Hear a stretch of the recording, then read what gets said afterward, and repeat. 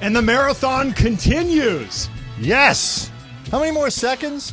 I don't know. Because we're done at exactly 38,388. As far as I know. He was kidding. I wasn't sure, so I'm like, Brian is fully aware, and we want to make sure the audience is fully aware. I have an appointment.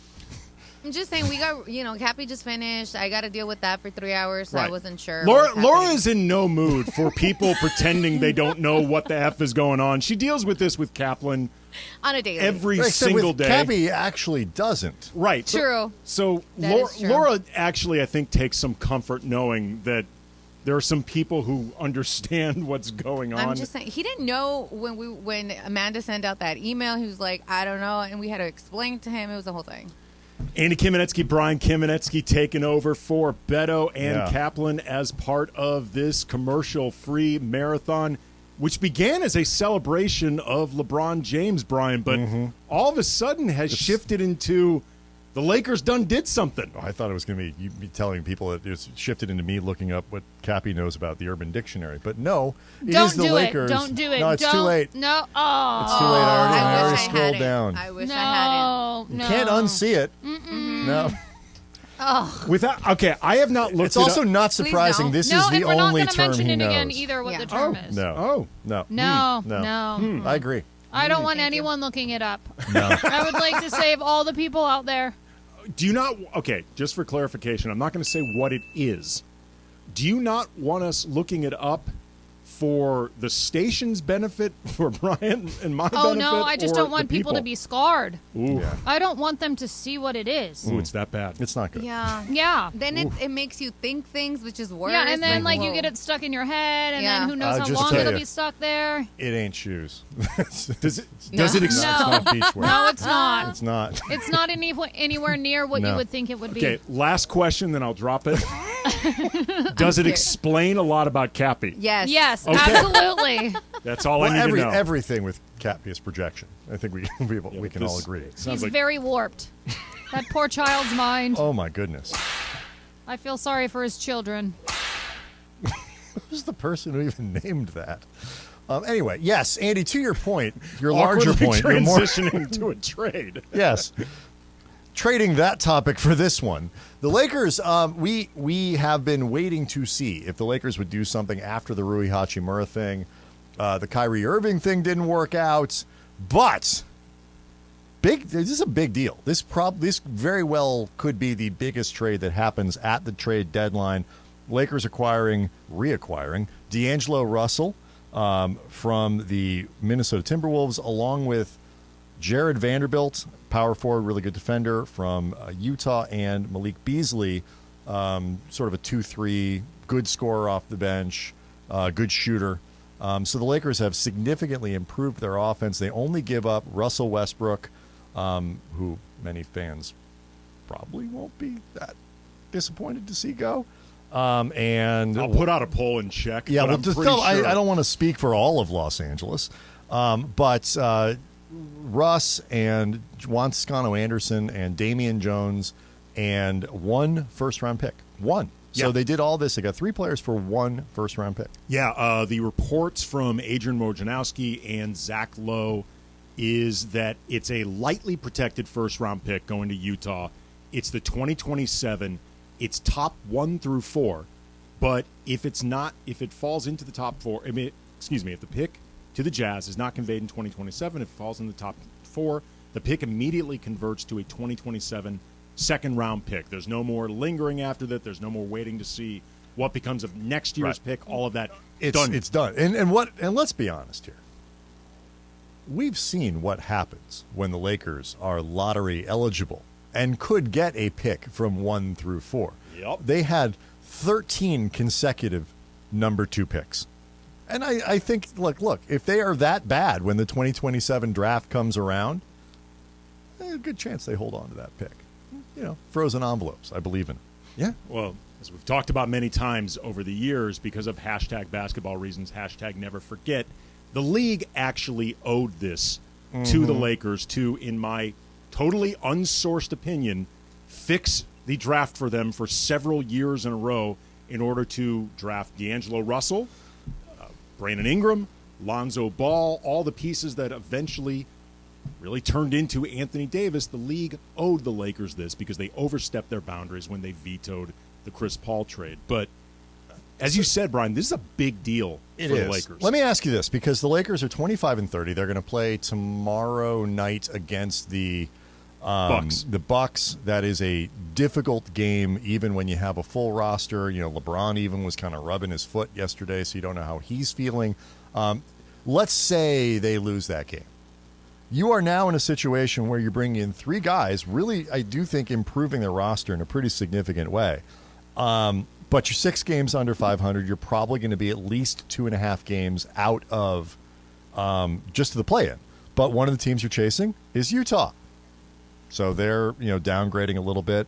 The Warriors are now without Steph Curry for a little while. How much better do you think this can make them?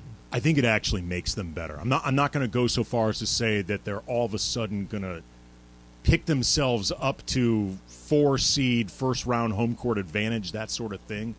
But I feel like they're giving themselves a real chance in this thing because, like you talked about before, there are a lot of different things that they pick up skill set-wise with D'Angelo Russell, with Malik Beasley, with Jared Vanderbilt, all things that they've needed, whether you're talking about shooting, whether you're talking about perimeter defense, whether you're talking about somebody now that would take over some of that playmaking that you had looked for from Russell Westbrook. But they also, Brian, just needed an injection of some life. I think they needed an injection of purpose.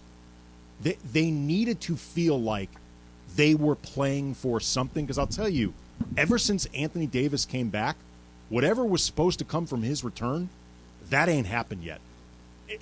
And it really came to a head on Tuesday because the energy in that building was bizarre. Because you look at what's happening on the court with LeBron, and we're going to obviously talk about that. And we got, Allie Clifton from Spectrum Sports Centers goes back all the way to Cleveland with LeBron, and we're hoping to have Jovan Buha, all coming up before we're done here at 9:00. Like, there was this celebration going on and this acknowledgement of incredible basketball history going on. And meanwhile, if you're following on social media, there's like Anthony Davis not watching LeBron play. And then, the report from Woj that Darvin Ham and Russell Westbrook got into it at halftime of the game on Tuesday. And it's just everything about the energy with the actual team was wonky and needed to be fixed. This is like the one thing, too, that Darvin has been really good all year long. Has gotten the, tough times. Everyone buys in. Everyone pulls the same direction. Everyone plays with energy. They never give up on games. And blah. But the last couple of days felt off. Well, especially, too, I think, ever since AD's been back, it's felt like the energy on this team has dropped. And I don't know if it's because they had to expend so much energy just trying to stay in it without AD. And all things considered, they did really well during that period with no AD, no Lonnie Walker, no Austin Reeves, occasionally no LeBron. They did as well as you could reasonably expect. And it has felt like AD's return in a lot of ways has been this letdown. They are 2-4 since that return. They're 2-3 in games that he played. The 2 wins, one of them required overtime against the Knicks. The other one was like a last-second, I don't want to say miracle, but last-second, a lot of good things happening down the stretch against the Pacers. And AD was incredible in the last minute, but kind of absent for sort of 47. invisible, right, for the rest of it. And it's almost been like these guys have seen AD back, and they're like, this is it. This is it. We're the same team. And if we remain the same team after the deadline, what are we doing? What are we doing this season? What are we doing big picture? What are we doing? They needed to make a deal. Because that's the question that, Lakers fans are trying to figure out. What? LeBron isn't Kobe. LeBron doesn't, for all the love that was rightly given to him in the building last night from Lakers fans, and we've heard it, on the network, the testimonials from people who were there and around and watching and giving their congratulations. It's not like he hasn't built up Kobe-type goodwill in this city, and it's an impossible task. But even if you're like, he's not really my guy, but it's like he's here. You've got him. You've got Anthony Davis. Both of these guys, in theory, performing at a level that is way up there, in terms of what's there. LeBron's been delivering it for most of the year now. I mean, if you're not gonna try to make the team competitive around them, why do you have them at all? Yeah, that's something that I know you and I have talked about a lot on the Locked On Lakers podcast, which we host. 14 minutes in. That was a little actually, bit of restraint. I thought, relatively restrained. 5 days a week. You can find it anywhere you get your podcast. Oh, yes. Spotify, iTunes, Stitcher, Nothing all of them. behind a paywall? Nothing behind a paywall whatsoever. There's also a YouTube component as well. And I can promise you, over the next 1 hour and 45 minutes of commercial-free radio. Commercial-free, it is not, my eye. Yeah, it is not. That is a commercial you'll be hearing a lot of. But they meant commercials other people have paid for. But like, as far as that question of what are they doing, like, if you're not going to be investing in the team in some way, what is the point of having LeBron? What is the point of having AD?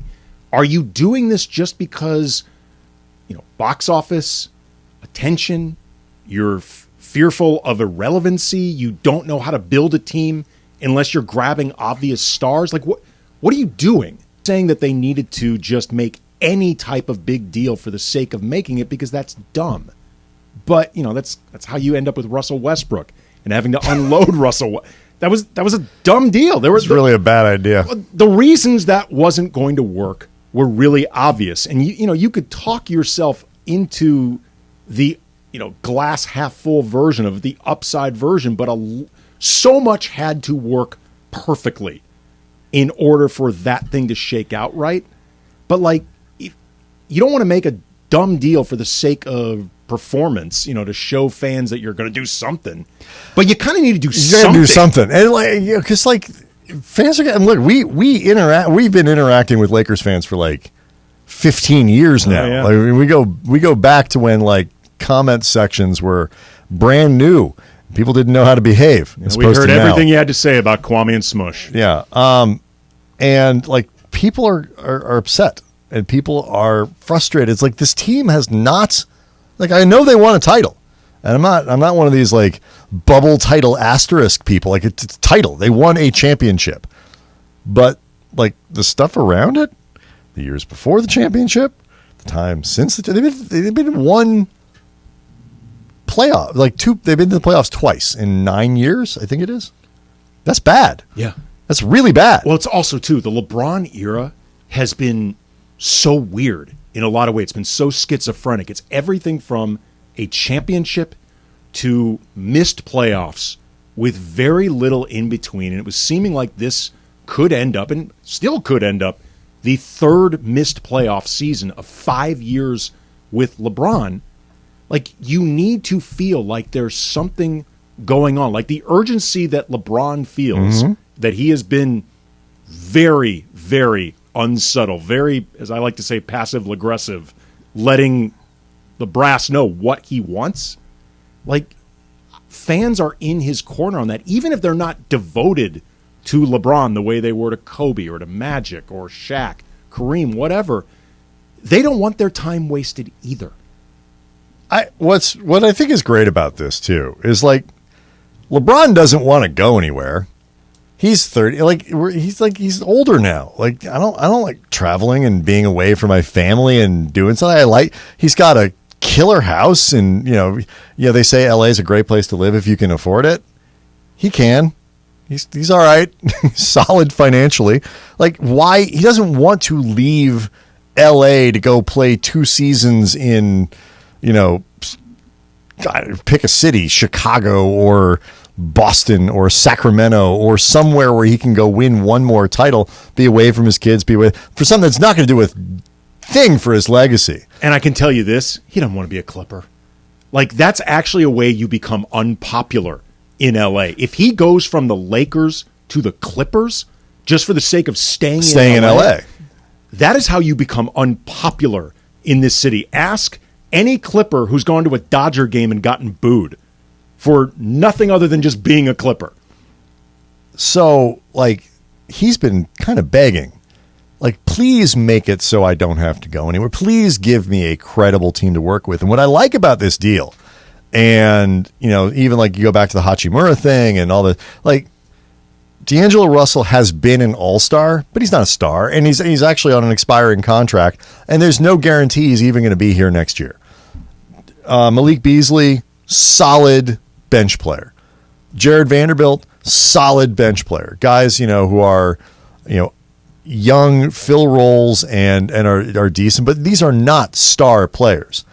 And, you know, Rui Hachimura is a guy they're taking kind of a flyer on and won't cost a ton. Fill out your rotation. But, like, you know, you mentioned it earlier, like, the Lakers have been prone, to say the least, to magical thinking. Like, if we just do, like, the rules of gravity do not apply to the Lakers in any meaningful way. And so if they just sort of Laker themselves enough times, like, something amazing will fall into their lap. They'll get the star. They'll do so.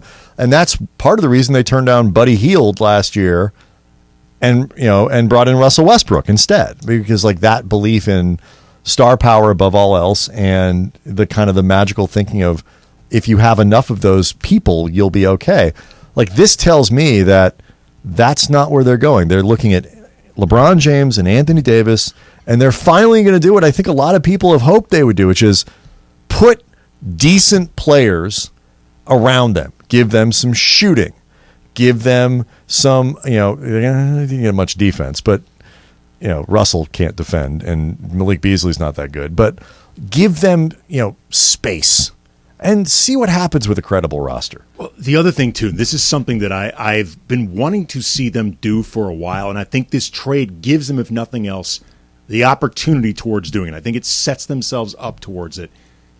I've been wanting them to start looking at this deadline at building next year's team now. Like, and I don't mean that like punting this season. Like, I hope that bringing in D'Angelo Russell, bringing in Malik Beasley, bringing in Jared Vanderbilt, you know, other than Russell Westbrook being shipped out, nobody else was in the rotation. Like, Russ's absence is the only thing they will be accounting for new. And that's not necessarily a loss in the rotation that is going to hurt them. I mean, Russ did all kinds of, you know, played ball this year, and he came off the bench, and he did, but, you know, it got off to a bit of a rough start. There was this sort of stretch in the middle where it was like, hey, this is kind of cool. But the last, like, 2.5 weeks have not been good. No. And Russ has been playing like a guy, honestly, that had seemed preoccupied by the idea that he might not be here much longer. And, you know, maybe the idea that everybody in this city was rooting for him. Quick sidebar, he's going to Utah. Yeah. That's where he ends up. The Jazz are expected to buy him out because of any city. Like, Russell Westbrook has a long-standing, and rightly so, feud basically with the fan base in Utah, because oftentimes those people are horrible. Yeah.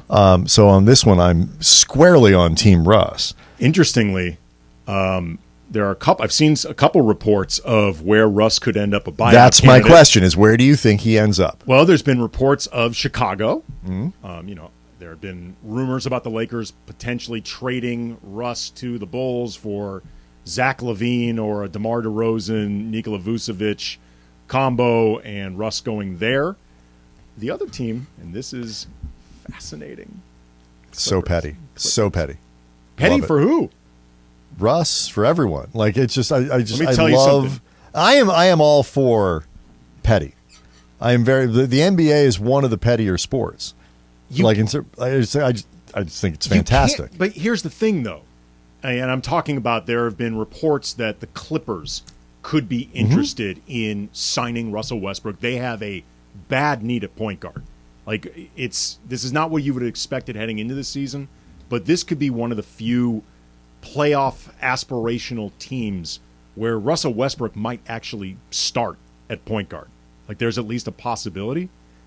The only way for petty to work is if the people you're being petty against, A, miss you, Yeah. B, aren't thrilled at your decision. Like if Russell Westbrook's going for petty, and I'm not saying this to take digs at Russ, I'm just being honest, he will not accomplish the petty by going to the Clippers. Every Laker fan on the planet is going to be stoked at the idea of him going to the Clippers. I had forgotten, Carlo, how ugly that jersey is. Our friend Carlo's in with the purple and black pinstriped LeBron jersey from a couple years ago. Do you remember that? It says Lake Show. Yeah, that is a hideous jersey. It looks like an Orlando Magic jersey that ended up in the wash with something purple. Ray, you didn't pay for that, did you? Oh no. Okay, good. I actually had to take the tag off. I have a thing though. I don't like every year my first tweet of the first road game the Lakers play, or it used to be this way, when they wear the purple with the black piping down the side, is to point out how much I hate it.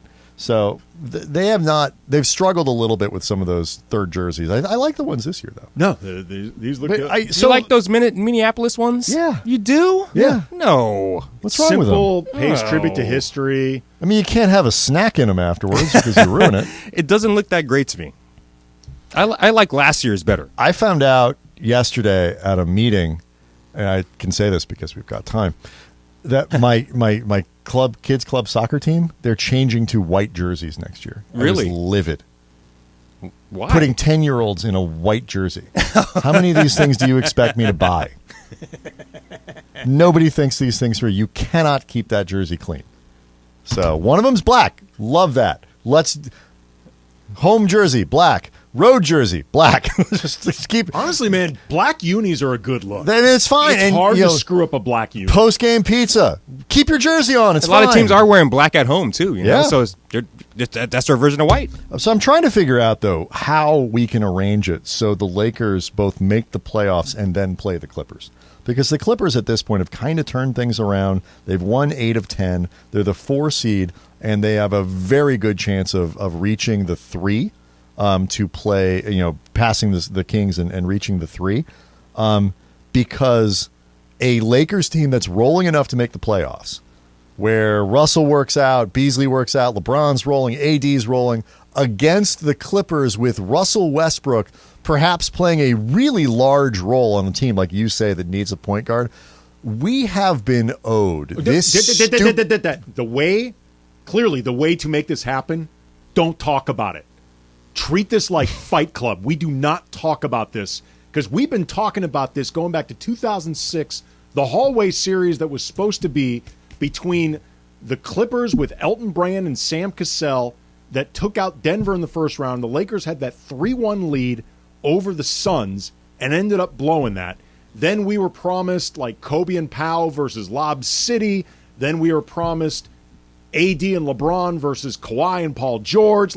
Just don't talk about it. It's the same. It's the equivalent of LeBron versus Kobe. All we got were puppets. We did. The puppets lied. That's all to we us. got. All we got were puppets. Puppets were a bunch of damn liars. But just don't.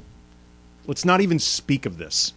That's how you make it happen. You don't speak. It would be fun though. I mean, just from a basketball storyline standpoint, to see Russ go to the Clippers. If I could pick a team for him, I mean, Laker fans want him to go to the Clippers because he thinks I'm sure they believe he will undo everything that they're doing over there. And I will say, integrating. I mean, he's played with Paul George before, so that relationship, but dropping Russell Westbrook into your Kawhi Leonard, Paul George lineup, that's not seamless. As I say all the time, Russell Westbrook is the least blendable player, not just in the league, maybe in NBA history. But getting back though to the point I was making before about the buyout stuff, I've been wanting to see the Lakers start looking to build next year's team now because ever since the championship year, they have had no continuity, and the team that they're bringing in now with if nothing else, they have to be thinking about re-signing D'Angelo Russell. They have a team option on Malik Beasley. They will presumably look to re-sign Austin Reeves, presumably look to re-sign Rui Hachimura. They might actually start building a team that will look very similar the next year. And that's important because winning a championship with a bunch of dudes who've never played with each other is exceptionally difficult. LeBron is the longest tenured Laker at this point, and it's not even close. Is Austin Reeves the second or third? Like where? Like on his second year on the team? How many players have been on this team for 3 years? Reeves is going to be tied. Right. Anthony Davis. Anthony Davis. Right. Okay. AD is the second. Okay. Who's third?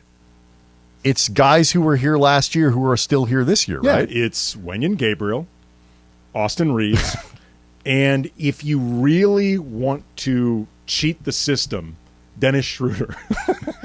He had a gap year, but then he came back. Yeah, but didn't Gabriel come in in mid-year? For this team, that makes you like a legacy. Yeah. So I guess Austin Reeves might be the third guy. As far as full seasons go. Oh, look, I can see Funchy on a little screen. We really kicked up the technology around. Laura had to go walk around. She's been running the board for No, I understand. It's not a criticism. I just didn't realize we had this technological upgrade here where I can look at an iPad and see the board op now. It's nice. You look good. You look good. Thank you. Yeah. I'm sorry. I'm not here a lot. I mean, if you look past the glass, showing you why. can see us too. You can raise up the seat a little bit. And sometimes then you there's can see a us. You're not making the case to bring you in more. No, I'll tell you that much. I mean, there's literally a glass window where you could see us. I don't think you need the been here iPad for years. But I mean, thought I guess, came in spitting with the whole syphilis thing and Cappy, but I mean, I guess that wasn't enough. What do you dude, want from me? seriously, when you did that, I was like, I can't believe he said that. But then Cappy has been talking about antibiotics in the beginning of the year, so it kind of makes sense. The last time I was in here working with Cappy, I was like, this is fun because all you do is whenever he says, I wonder if I should do this, you just say yes. He shouldn't, but right. It's funny. Of course, it's a terrible idea. Whatever it is he's suggesting is not something he should do, right. But it's good for the rest of us. That is true. That's why, Funch always says, he's like, yo, every time I work with him, I don't know what I'm going to get, but that's what makes it fun. Yeah, other people so have fun. you guys have responsibilities to keep him out of jail. I don't. I do. I got to keep my job, so I got to keep him in line a little bit. That comes a scheduling problem for you guys. He's a grown man. He makes his own decisions. Look, Funch just knows this because he's produced Lakers pregame for years. It's a lot like working with Michael. Oh, yes.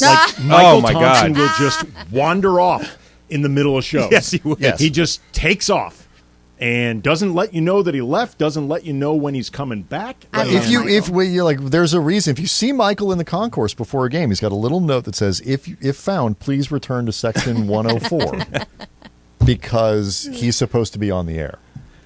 And we used to get in trouble too. They'd be like, try to keep Michael, he hasn't talked about the game in 46 minutes.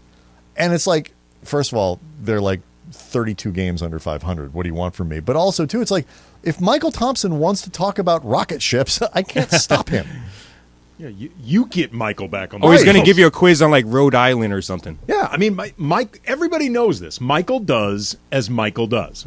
Michael Thompson does what Michael Thompson wants to do. True. And the rest of you just work around him. And you know what? He's Michael. He gets away with it because everyone loves him. And if by the end of the pregame show, the listener is not entirely sure who the Lakers are playing that night, that's fine too. That's part of it. And look, we're probably going to lose anyways. Slee will squeeze it in. Yeah, right. I mean, Laura, some of these years they won 18 games. I mean, we got to keep you guys entertained somehow, Hot rocket ship talk was better than what we could offer. His quizzes are amazing, though. They're phenomenal. I'm a very big history trivia person, so he hits my soul with them. Well, Michael is very intellectually curious. Michael finds just about everything interesting. Yeah. Particularly if it's not related to the thing you're supposed to be talking about. True. Yes. He finds it incredibly interesting. You just got to be careful because he goes a little off the rails. But I call him Tío Michael. He's that uncle that you're you got to watch out for at the carne asada or the cookout, however you want to say it. For me, it's he's Tío Michael. That's just what he does. We have an Uncle Larry he's phenomenal. He's been like a second father to us. Tío Larry, we call him. Tío Larry. Tío Larry, all right. Yeah, Tío Larry. Tío Larry. And he's a great person, been wonderful to us his whole life. But he is a lot like Michael in the sense that he has no filter. He's all stream of consciousness. And nothing demonstrated this more than at the wake the Shiva, I guess, for people who aren't aware what a Shiva is, it's basically a wake for our paternal grandfather. Larry was at this thing, and someone goes up to him, doesn't know who Larry is, introduces themselves, says, who are you? I'm their Uncle Larry. Where are you from? Denmark. He just decides to be from Denmark, starts talking about being from Denmark and what life is like over there, why he, happens to be in the States at the time of this. This is, again, at like a wake, a Shiva. This is not like screwing around time, except for Larry, who just decided, you know what, that's fun. Where is he really from? St. Louis. St. Louis. I'm not even sure he's ever been out of the country before. I don't think he has. He's from Denmark.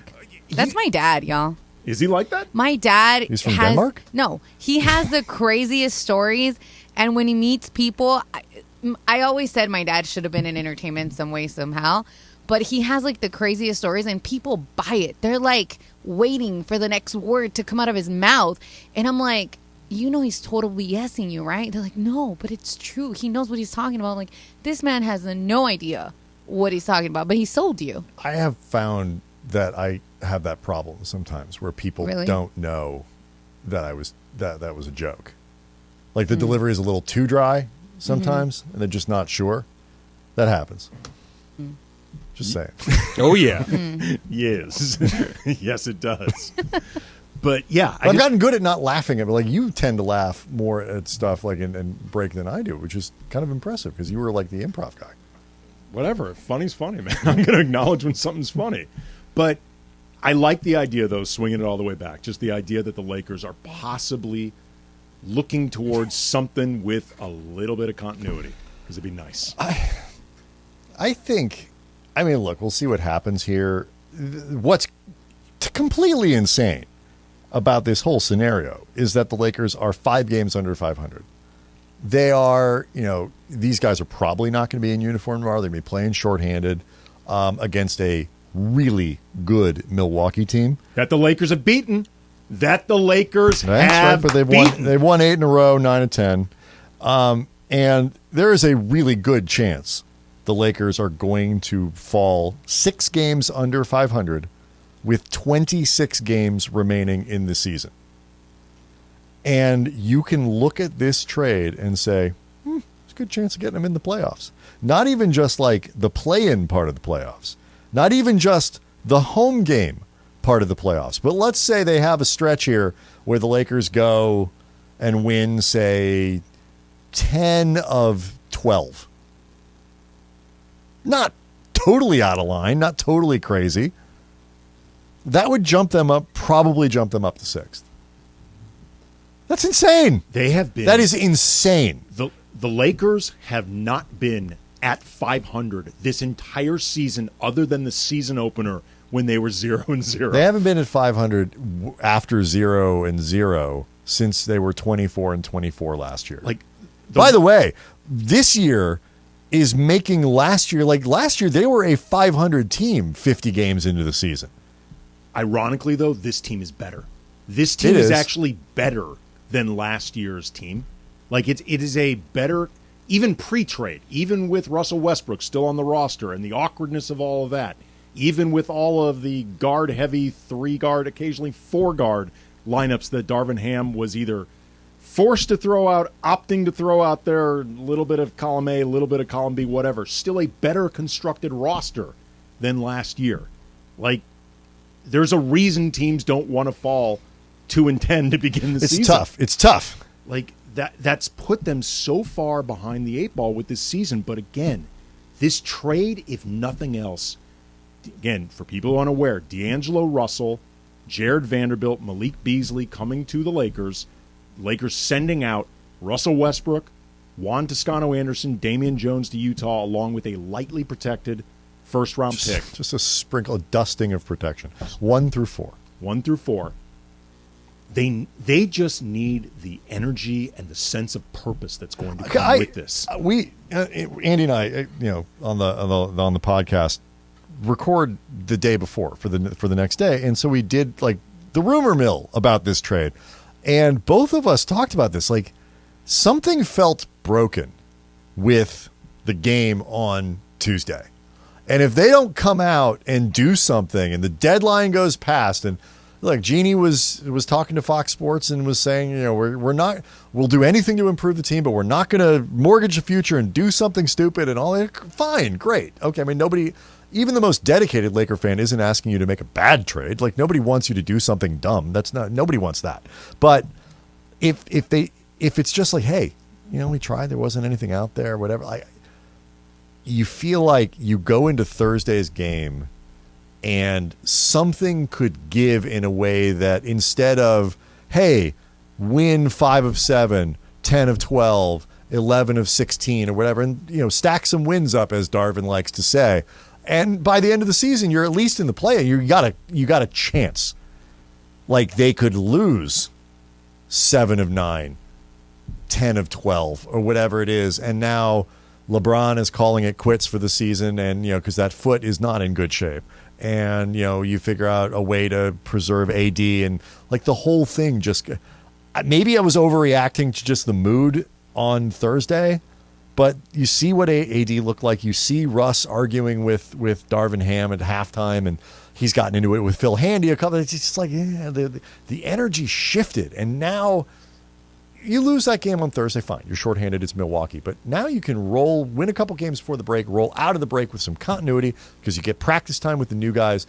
And let's see what happens. Again, the energy after Anthony Davis' return has not been what I thought it would be, and I don't think it's what they thought it would be.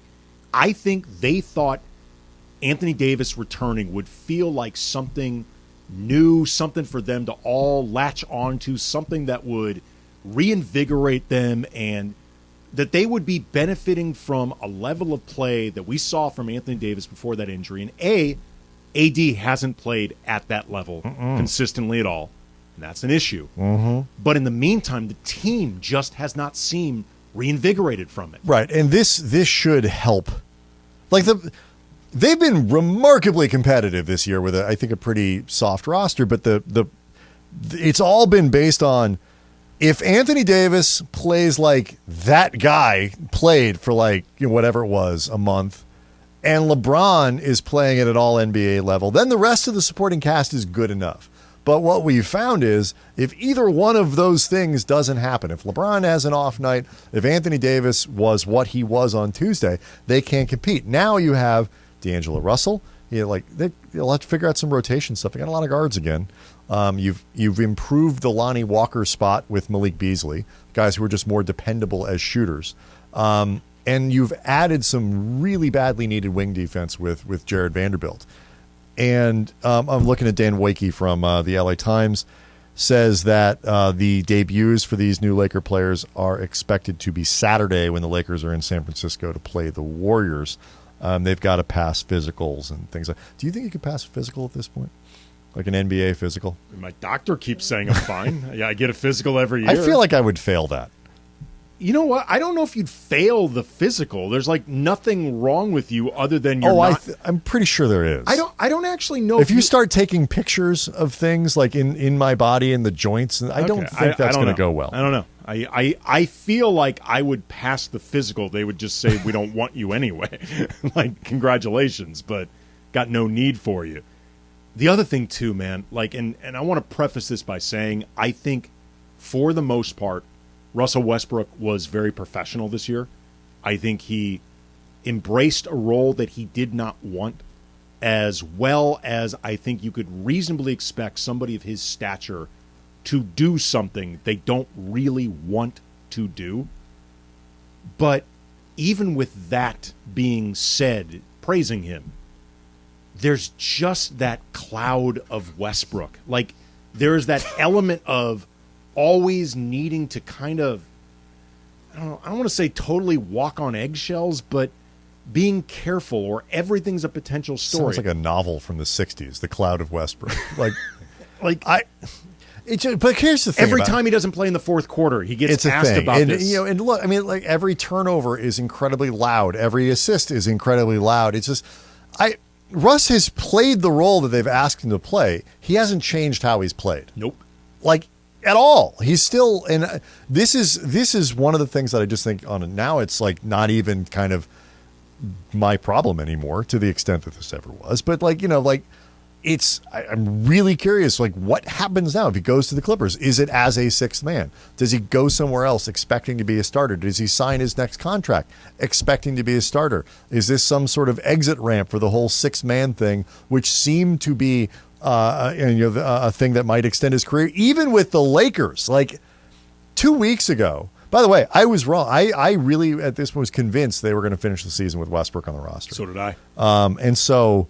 it had gotten to the point where you start saying to yourself, well, do they keep him next year? If you could sign him for $10 million, do you keep him because he's better than anything else? That's where we were. They were also potentially in a position, if they did not move Westbrook, they were potentially in a position where they might have to re-sign him. Other than trying to find a sign-and-trade scenario with Russell Westbrook for the type of player that they wanted. Yeah, good luck with that one.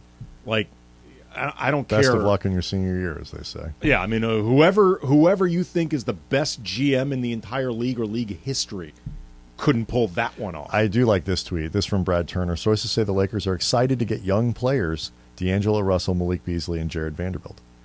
I would hope so. I will say, they've added Jared Vanderbilt's 23, Hachimura's 25, Russell's 26, and Malik Beasley's 26.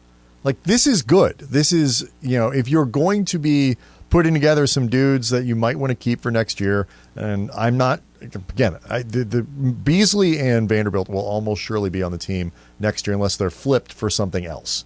Russell, we'll see. Depends on how much money he wants, depends on how he fits with LeBron and AD, depends on whether or not he can even kind of defend at a credible level enough to make it so Darvin will use him. But that's the direction you want to go.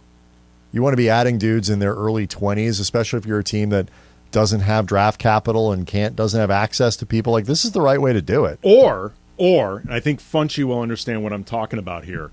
My immediate reaction when this was a rumor, because I've always had a soft spot for D'Angelo Russell. We covered those teams. We were around them all the time. I loved the kids. I loved that era. I liked them all individually as players and people, but collectively, I just thought they were a really fun group with a lot of interesting potential, if nothing else. When I saw just this rumor that the Lakers might bring back D'Angelo Russell, my immediate reaction was just, I want them to go all the way and make this the first step of reuniting the sweater kids from the GQ shoot. I wanted to see them bring back Jordan Clarkson, Brandon Ingram, Julius Randle, find a way to bring back Kuz, Larry Nance That's what Jr., the Lakers do. Josh Isn't that Hart. the Lakers deal? The Lakers get the band back together. Bring them all back. Here it goes. It's still going. This Funchy, how do you feel about this? Bring them all back. Oh, come on, This man. from Jake Fisher.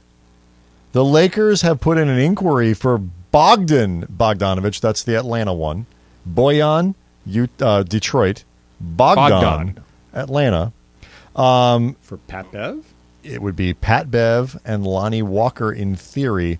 Draft compensation would seem to be necessary for Atlanta to move him. So if you're wondering what they might do with that other pick, because let's be honest, if you're going to trade one of them, you might as well trade both of them if it's for a player that you think you might want to carry forward. And the world we live in now, where Rudy Gobert is traded for 6 of these things, and Donovan Mitchell brings in young players, and what was it, 3 or 4 picks, I believe it was, Something like that. 1 first-round pick. That's not a lot of stuff. You don't go into that's bringing a knife to a gunfight. If you could get a guy like Bogdan Bogdanović, who's a good player, not old, spaces the floor, does a few other things well. That's a guy that Thank you for this roster for next year. It's not. He's 30. He's 30. But he's not 35. No, is but my he's point. but just so people understand, he's not young. He would not be part of a young core you're bringing in. I look at 30 like it's young, but he's not a 36. He's not Jay Crowder, who's older, or guys he's close to 31. he's not young. But he carries himself like he's 29. That's all I'm saying. so like I feel like, but you can have Bogdan Bogdanovic on your roster for 2 or 3 years and expect him to be a productive player. Like now you're talking about a roster that if you could bring in a guy like Bogdanovic, okay, you're not going to make a first round pick for a little while. You got one maybe, but it's a roster that has continuity. It has shooting. It has a little bit of length where you need length. It's like it has, quite frankly, all the stuff people have been very politely asking the Lakers to do for the last couple years. Well, he also too, and this gets back to that point that I had been making about wanting to see them try to make moves that could be in some way building next year's team. Now, he has a player option next year for $18 million, which he probably picks up. I don't know. Or only shreds it if he knows he's getting a better deal. Right, exactly. But either way, though, if they make this deal, Beverly and Lonnie Walker, 2 guys that definitely are not going to be on the team next year. I would be stunned if Patrick Beverly's on the team next year. I would be... Not a prayer. I don't think there's enough clutch connection in the world to have Lonnie Walker on the team again next year.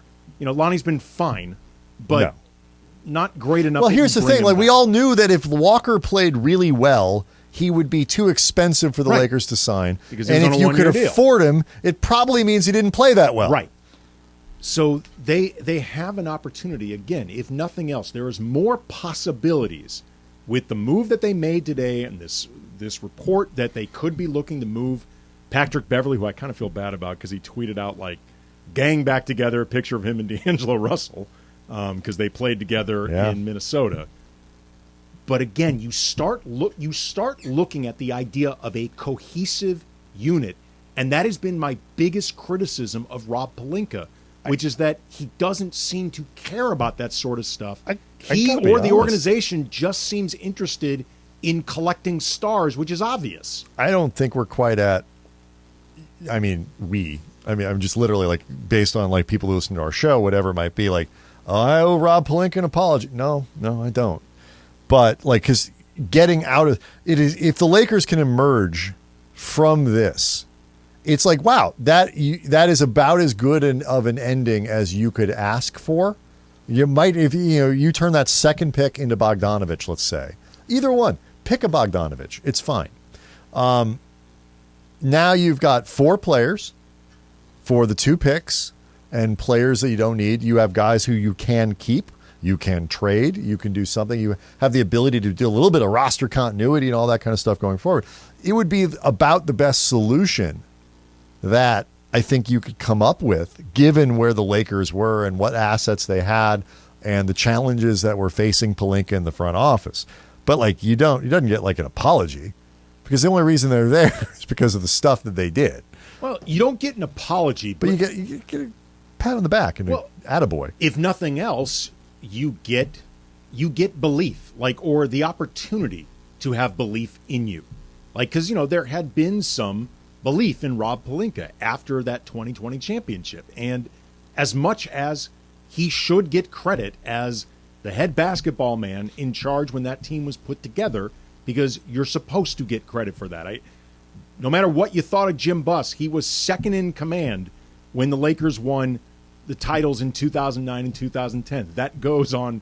If Jim Buss has a resume, it goes on his resume. I don't think he does. But the reality is there were a lot of specific things that came together that year for Rob Pelinka that really had nothing to do with Rob Pelinka. Like Danny Green waiting around for Kawhi Leonard to decide what he's going to do.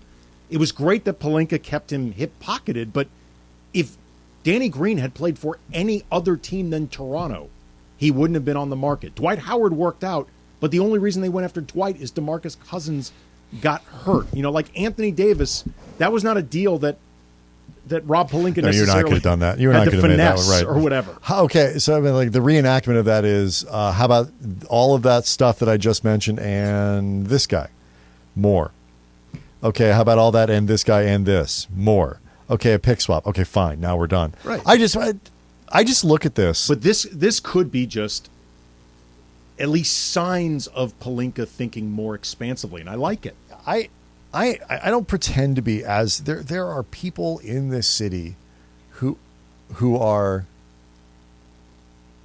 more emotionally, deeply emotionally invested in the Lakers. Like, and I get like in ways that I'm not in the same. I am right. That you are. That other fans or people grew up in it. Like, I mean, I've been around the team a long time. I find the players to be interesting. I want them to win. I love it when they're winning. It's good for the city. It's fun. It's much more fun. Like when you cover the team, to cover a team that's exciting and winning and all this stuff.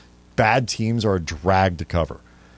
But like, I actually, especially if they pull this one off, given where the Western Conference is, am 100% fully willing to talk myself into being kind of optimistic about the last 26 games of the season.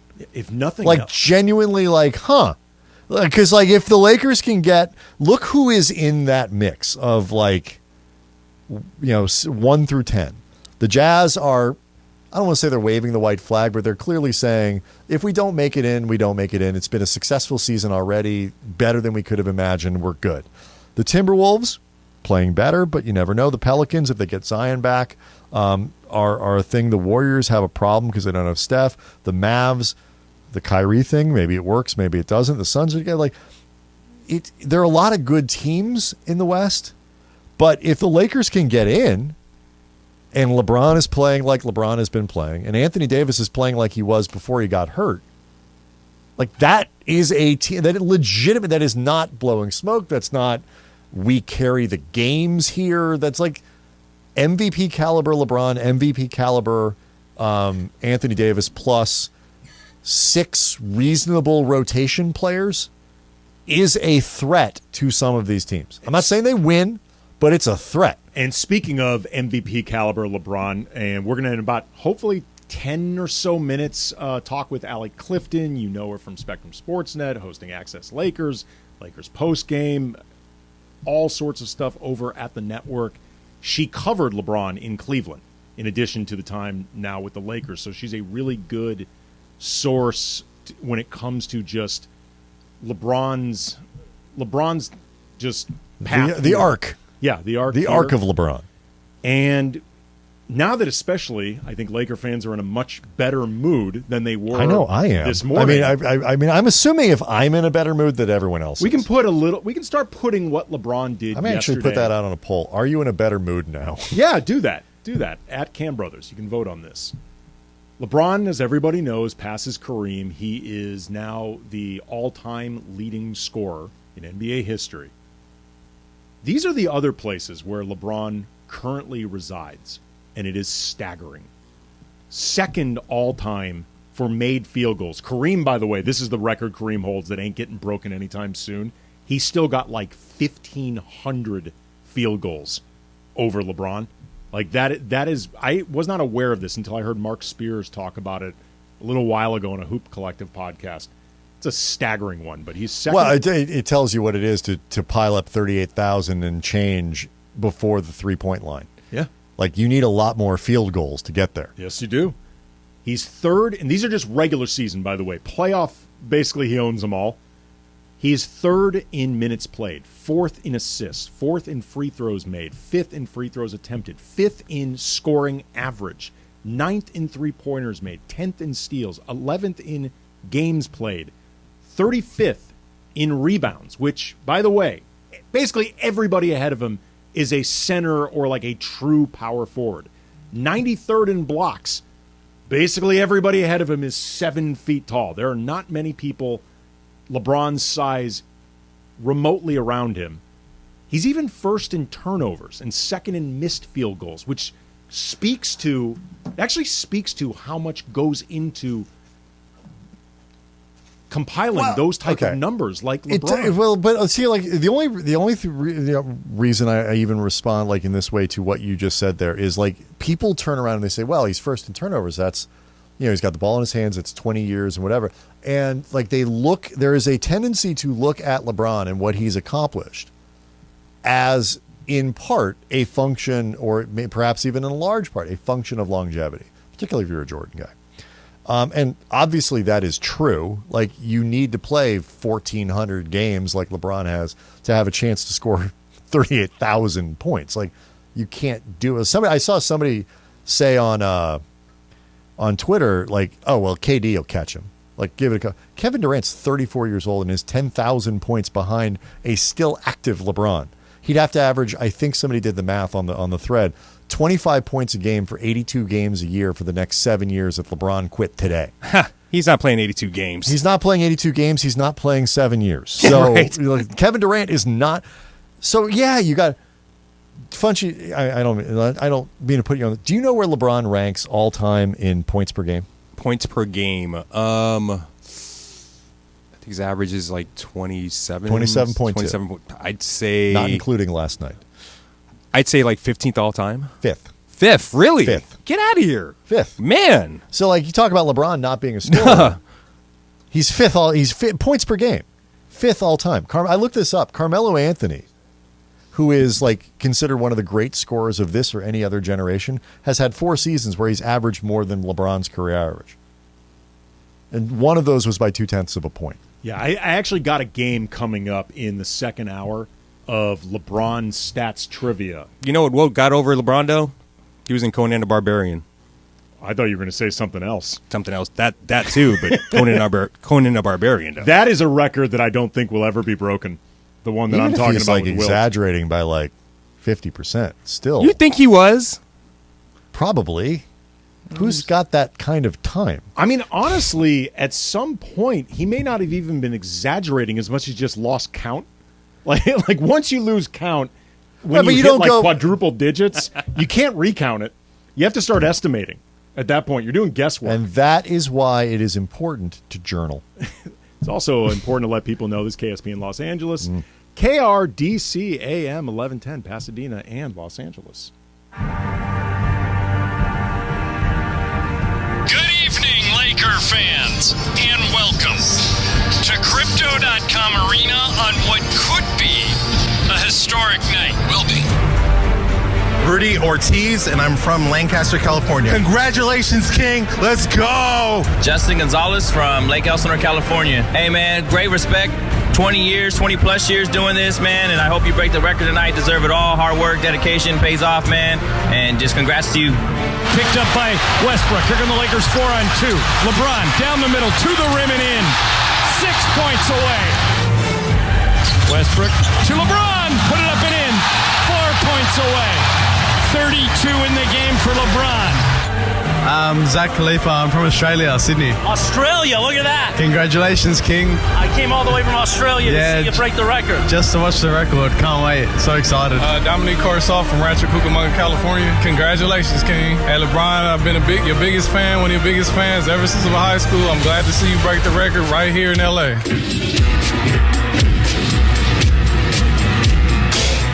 Here come the Lakers with 25 seconds remaining in the quarter. Westbrook with it. Give it to LeBron at the right elbow. LeBron, one-on-one against Kenrick Williams. Backing him in. Turns. Shoots. Scores! There it is! Oh, hey, the new king in town. All hail the new king in town.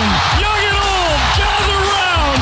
Young and old, gather round. From one iconic Laker to another. The King is now on top of his throne. Congratulations, King. Congratulations, King. Congratulations, King. Congratulations to LeBron James, making history last night at Crypto.com. LeBron James has passed the captain. Today, we celebrate the King with a commercial-free Celebration Wednesday. Celebrating the King making history with 38,388 straight seconds of non-stop, commercial-free mega sports talk. A commercial-free Celebration Wednesday on the home of the King, 710 ESPN. I have to admit, I missed the Morales one. It's not the same. He does a good job. Does excellent work. By the way, in the break, I was eating, and Pizza Hut was kind enough to send some food over earlier during the day, and I dipped into the blazing sauce. Ooh. Oh, my God. Oh wait, did you have Pizza Hut? Or I'm sorry, it's Buffalo Wild Wings. Buffalo Wild Wings. Yes, Buffalo yes. Wild Wings. They were both here. So you had the blazing sauce? I did not realize Buffalo Wild Wings was here. I just thought that was the new pizza. So blazing I'm sauce. sorry, Andy. You had the blazing sauce? Yes, I did. That's the hottest one they have. I did not realize they meant it. They have something called the Blazing Challenge, where they have like people eat like 12 wings of that to see how long Is they it can like last. that hot sauce show? Yeah, no, but like, so we had a remote, right? And Mason tried to eat one. He literally had a bite. He was like, I'm done. So I is ate this like thing- 4. Is this thing that I'm holding? It's like it looks like that's a the hot bird. dog. It's the. Where's Carlo? He knows the actual name because I don't want to butcher it.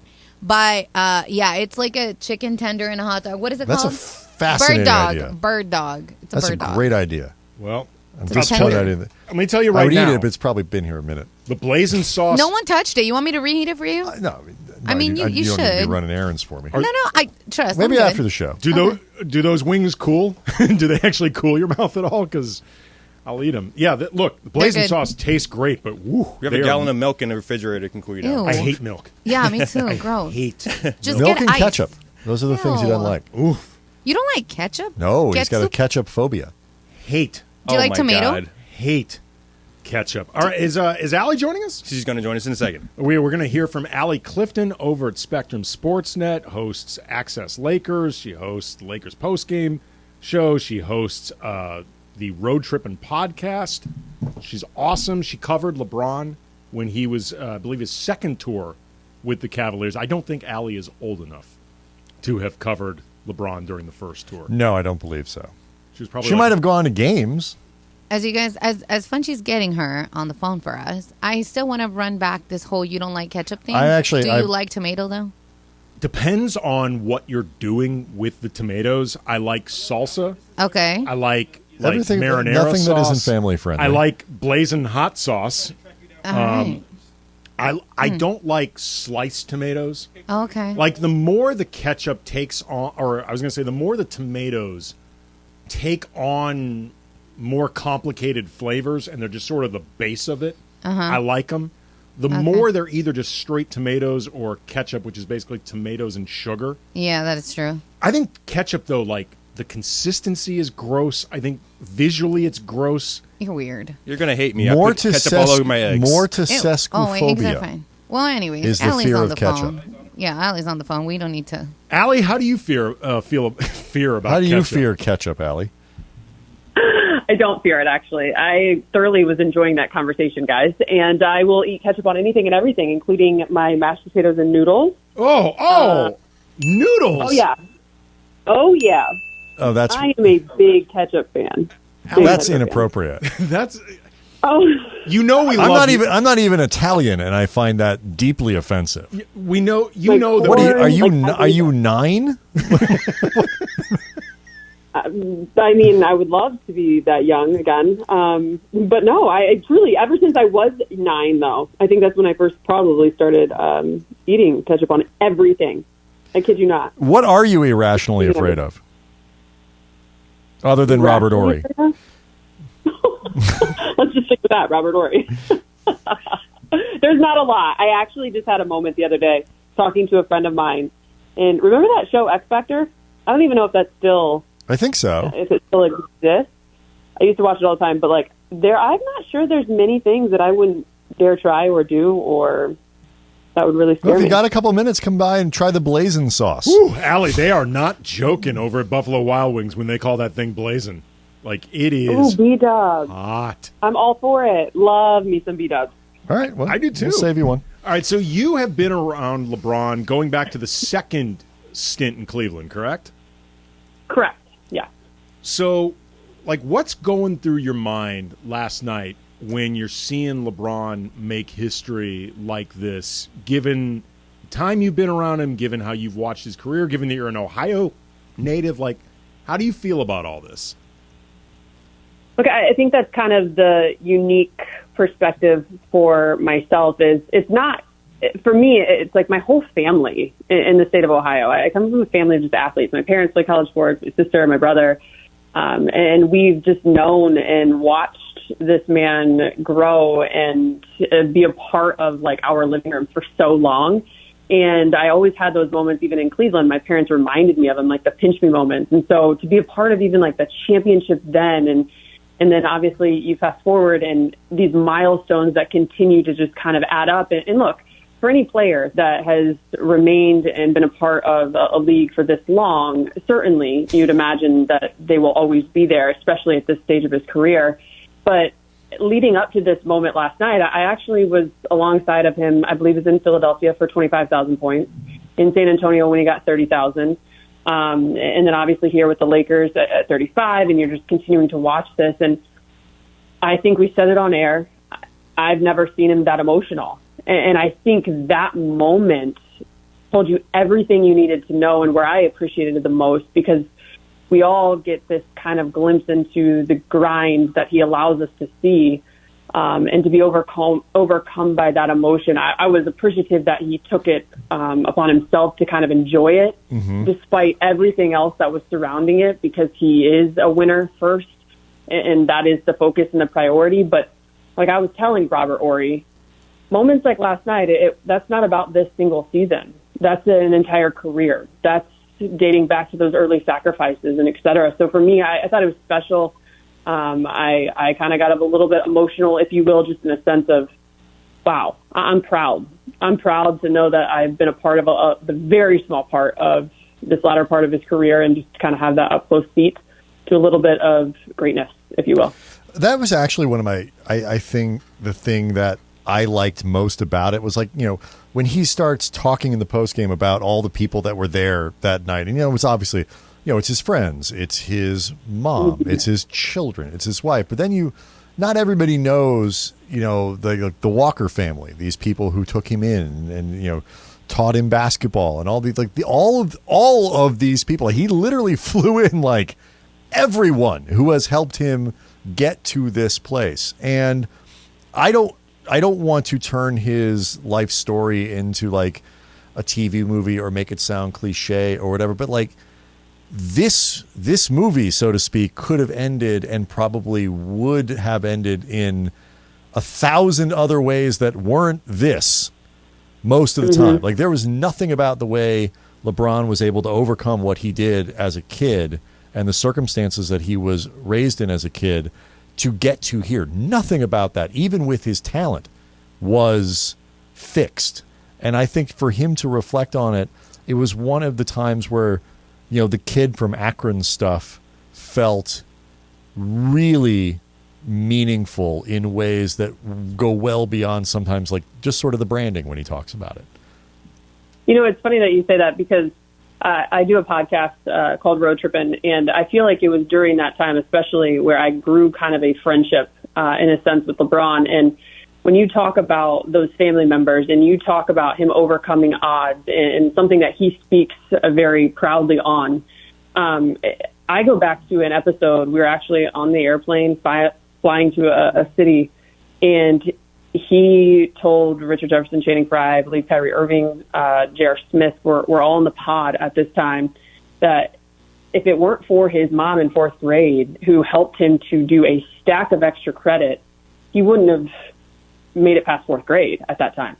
And you think of those moments, something that can be so little, and you fast forward to then putting it all together in this amazing, incredible thing we call the game of basketball, right? And what he's able to do then with I promise, all the stuff off the court. To your point, it could have gone so many other ways. And the one way that is truly special, truly genuine, truly just so, I don't even know how to describe it. Truly, I'm out of words with it when you kind of take it all in as a whole and as one.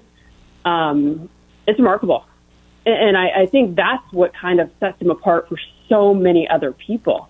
It's not in just one facet. We all often talk about him being a triple threat, a versatile basketball player, but that's in life too. And there are those moments where I think he's like letting us in here at this stage of his career, and it's special. It's fun, Talking with Allie Clifton, host of Spectrum Sportsnet, host of the Road Trippin' podcast, also host of the Lake Show podcast. Basically everything you can find over at Spectrum Sportsnet. Allie is in the middle of it.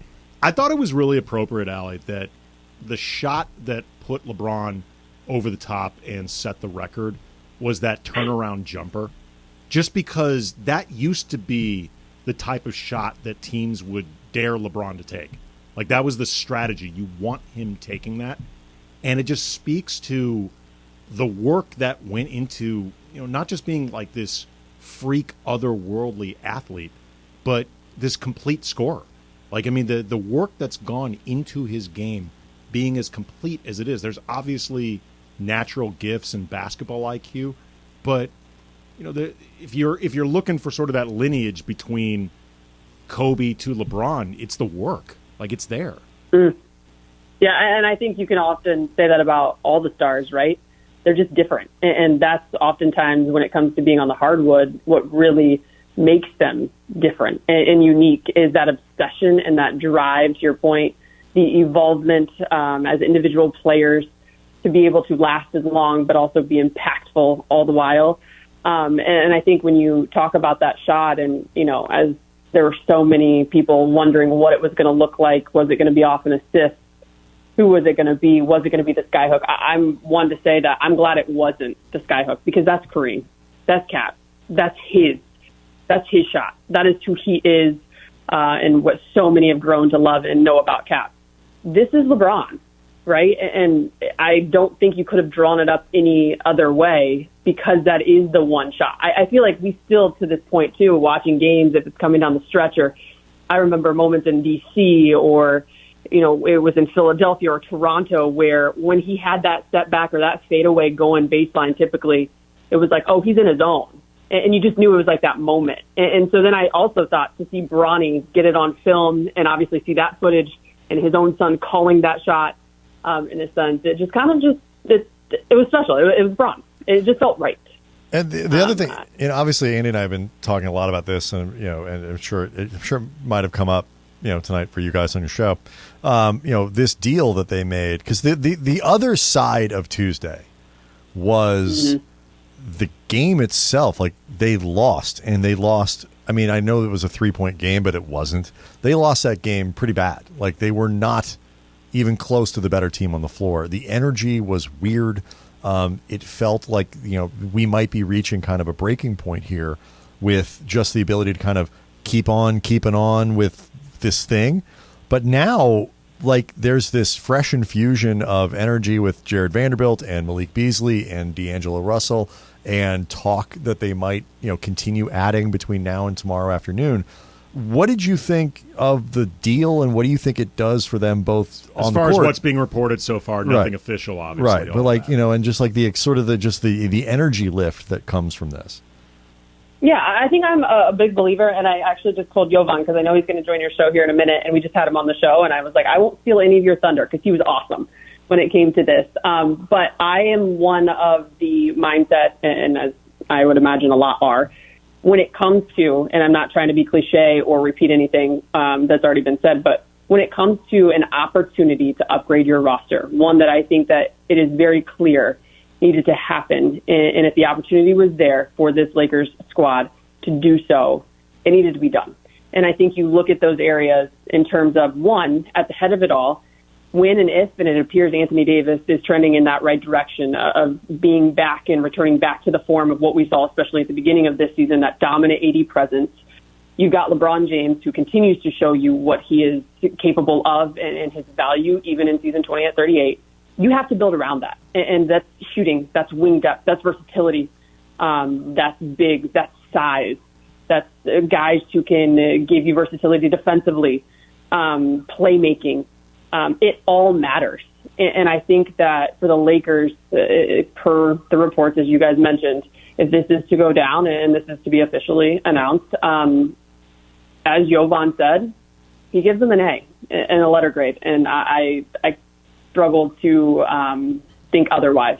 I think they made the right decisions and moves in terms of upgrading their roster and giving them the best possible chance to put themselves in a position to compete in the postseason. And I think that's all you can ask for at the end of the day. When you saw LeBron show up basically dressed as John Wick, Allie, did you know, all right, this thing's happening now. I think this is over. You know what's so funny is isn't that just such like the epitome of how we view like 2023? That's what it's about. Like you see it on social media, you see that fit, and you're like, oh yeah, it's dumb. And the thing that's crazy is like any other player or not many players can need 36 points, bet on themselves, throw on a suit of that magnitude. Right, spend like bring in your tens of thousands of dollars to fly like everyone you've ever met into a building. And oh, by the way, make sure that they're out of that city before the next game, so you have no choice but Right. to make sure that you go with that record. It is beyond my imagination of how he's able to do that. However, as we talked about on the show last night, since turning 38, he's got 9, I think, 35-point games. He's got 6 40-point games. Like, that was in December 30th. It's not far past him to be able to go out and do it. I just didn't expect it until I saw the suit. It's just, yeah, it's I saw just, the suit and then the headband. it's over. I was like, we're done. quick question for you. Although we're commercial free until 9, so we've got plenty of time. So it could be a long question. Yeah, for you. commercial free. I know, right? We're going 38. The station is doing 38,388 seconds of commercial free radio. How's that for a clever idea? Yes, it's been going on since 10 this morning. So commercial free. I am in on Tuesday. Would you prefer I show up in the LeBron suit or the Kuzma sweater? The pink sweater? Yeah, with like with 75-foot long arms. I'm going with sweater. I agree. I think that's bad. What about Actually, can we go a step further? Can you do the coat from I Saturday? was just about to say that. Have you seen Kuzma's bubble coat? Oh. Actually, BK, don't even look at it. Don't even look at it. Just trust your brother. He'll get you all squared away, and I want you in that. And if I may, I saw Shea Gilgeous-Alexander wearing some shoes that I think would work perfect. Oh my for God! it. If you've never seen this, like he is wearing like astronaut boots. Like if you ever wanted evidence that NBA players do not drive themselves to the arena, it was what Shea Gilgeous-Alexander was wearing on his feet yesterday. Because you cannot operate a car in those. Do you guys know what show is being missed right now with all of this wonderful content? Which show? Lake Show. Remember that show? Oh, yeah. that would've been perfect for that. Yeah, we used to be all the regular frivolity. appearances on it. Yeah.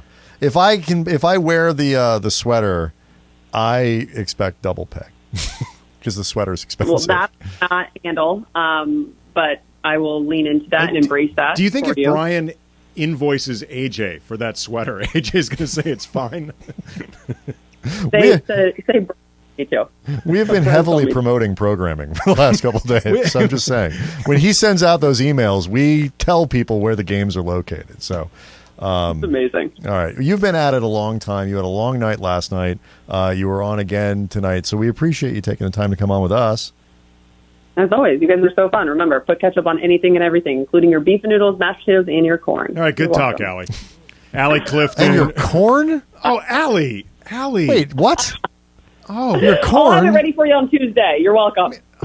Allie Clifton, host of everything on Spectrum Sportsnet and nothing on the Food Network. Jesus, that is of all the things you can put on corn, which is basically anything.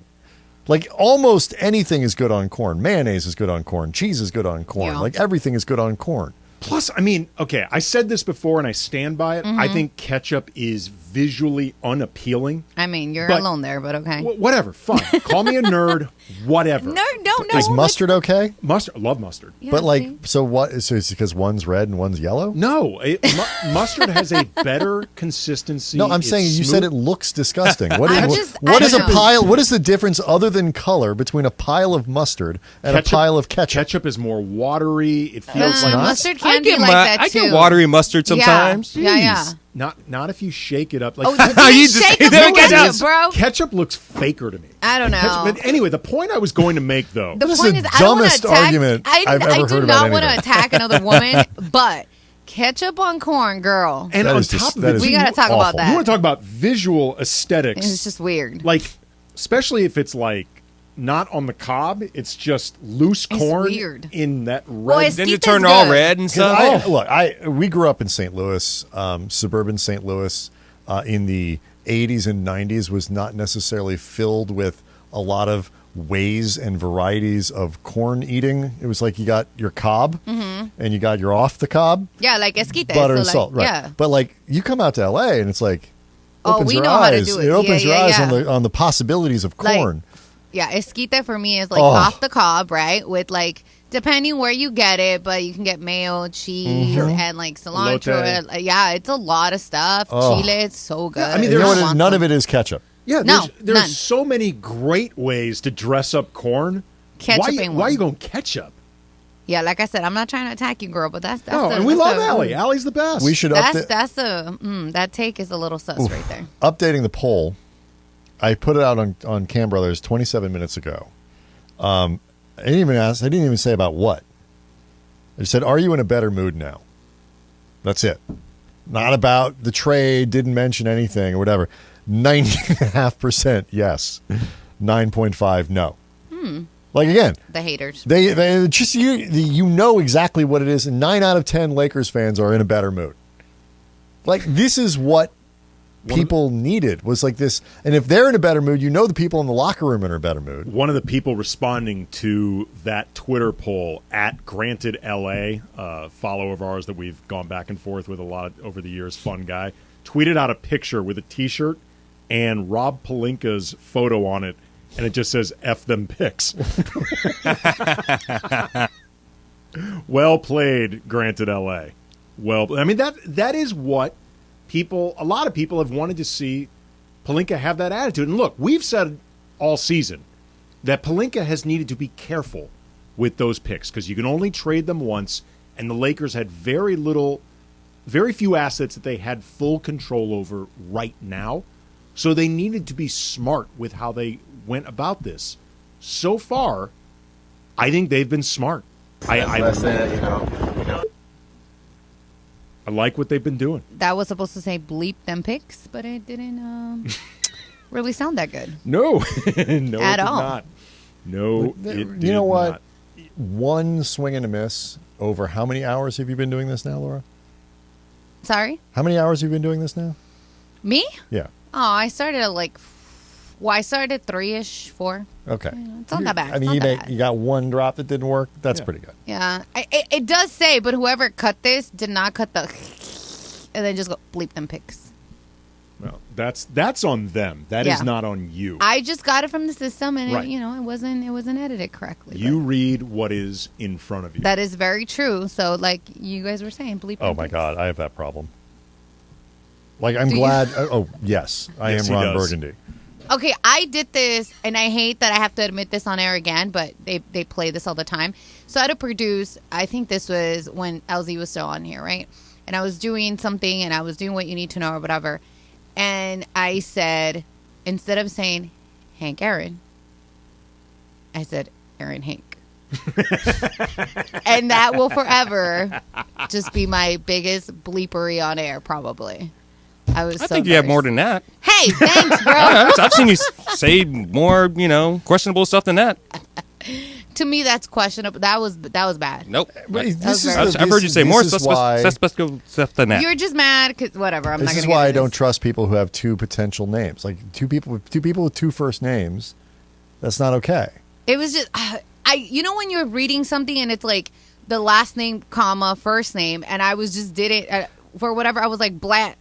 When we used to do the Funchy remembers, like when we had, I don't know where the reads have been, like where our advertisers necessarily have been. When we used to do all the shoe people, and we'd have all the list of the different companies. We had like on the read list, they would say they'd write Doc Martens as Dr. right. Martins. So I would get through this read and I'd be like Dr. Martins.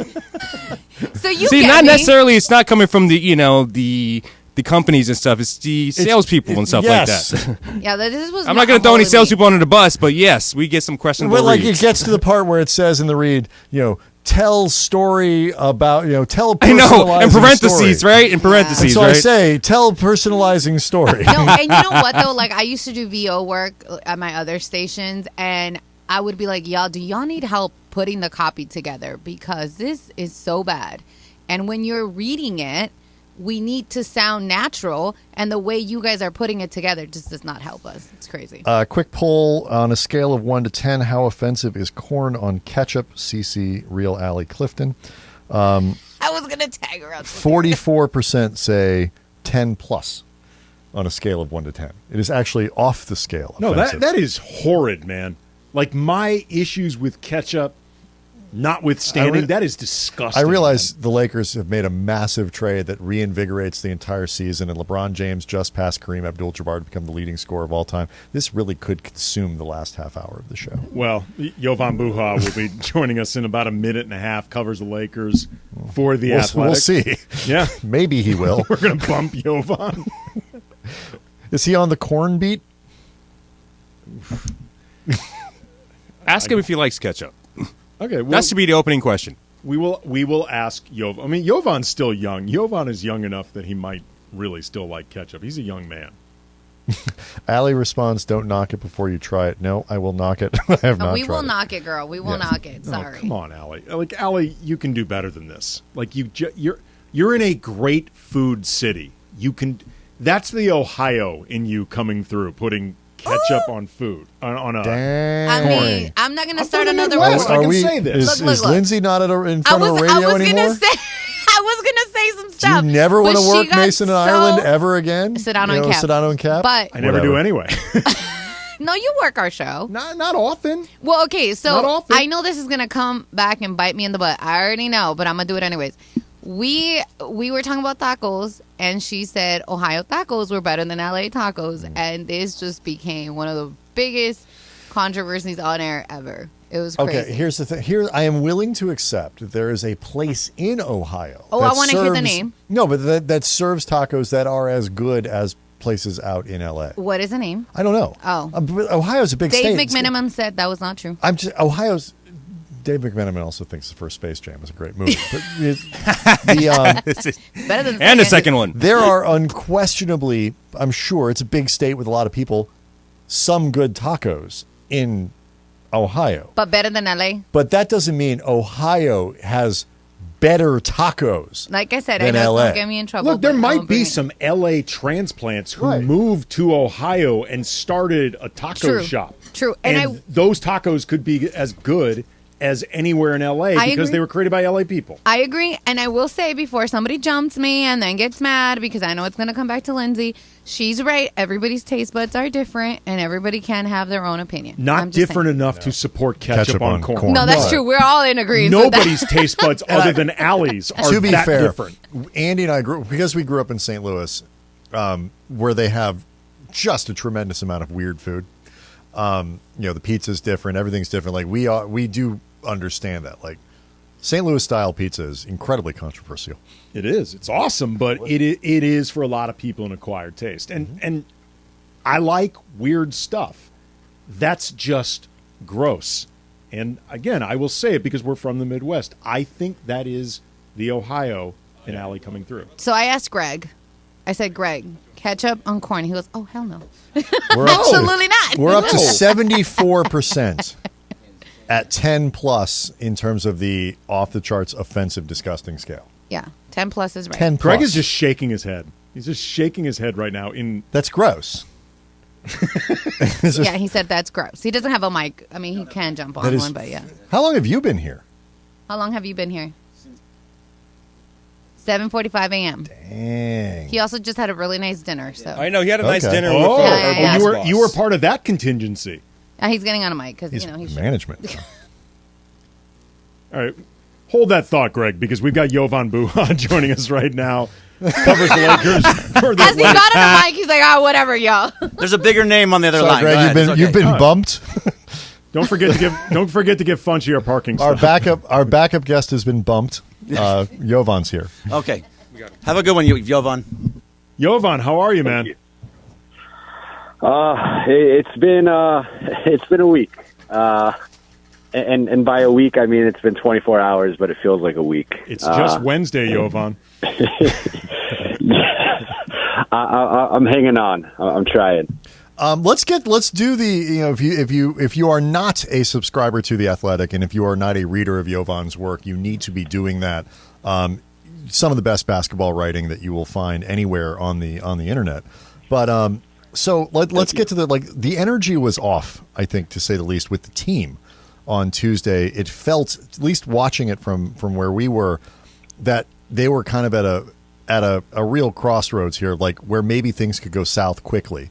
What does this trade do for them, both on the court in terms of Vanderbilt and Russell and Beasley, but also sort of emotionally?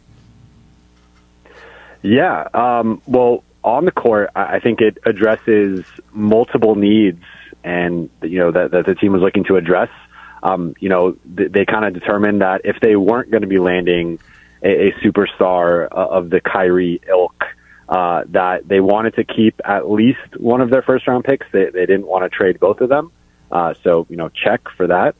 They wanted to obviously improve three-point shooting, which continues to be, I think, the number one need for the roster. They obviously did that. Malik Beasley, 36% on almost 9 attempts per game. D'Angelo, 39% on a few attempts per game. And then obviously the front court has been a bit of an issue just in terms of size and length and athleticism.